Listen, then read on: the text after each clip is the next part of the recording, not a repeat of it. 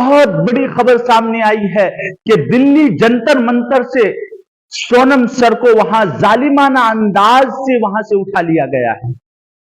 आप जानते हैं कि पिछले कई दिनों से वहां कॉकरोच जनता पार्टी के नौजवान मिलजुल कर वहां धरना प्रदर्शन में बैठे हुए हैं, और वो शौक में बैठे हुए नहीं है, बल्कि उनकी कुछ मांग है जिनको सरकार सुनने के लिए तैयार नहीं है।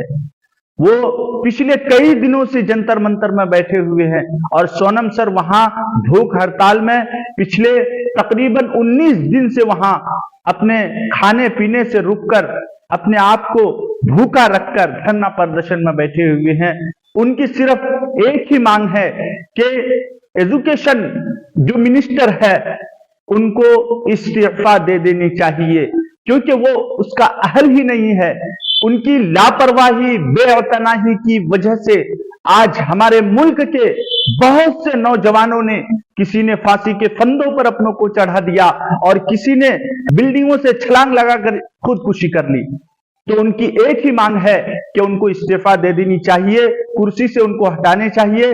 लेकिन सरकार उनको हटाने के बजाय जो लोग वहां धरना प्रदर्शन में बैठे हुए हैं, जैसा कि सोनम सर, उनको उठा लिया गया है। और 20 तारीख को अदालत में जाने वाले थे ये लोग, लेकिन उससे पहले उनको उठा लिया गया है। आप बताएं कि ये जुल्म नहीं है तो और क्या है। और उनको उठाने का अंदाज, ये खबर आई है कि दिल्ली पुलिस वाले उसको उठाते वक्त कह रहे थे कि उठ बे साले, जब वो नीचे बैठ रहे। इसीलिए हम सब नौजवानों को बेदार होना है और जागकर जवाब देना है। इसीलिए अब हम नौजवानों की और जिम्मेदारी बढ़ जाती है कि अगर सोनम सर को उठा लिया गया तो अब हम एक बहुत बड़ी तादाद में नौजवानों की वहां दिल्ली जंतर मंतर पहुंचे और वहां पहुंचकर 20 तारीख को संसद पहुंचे।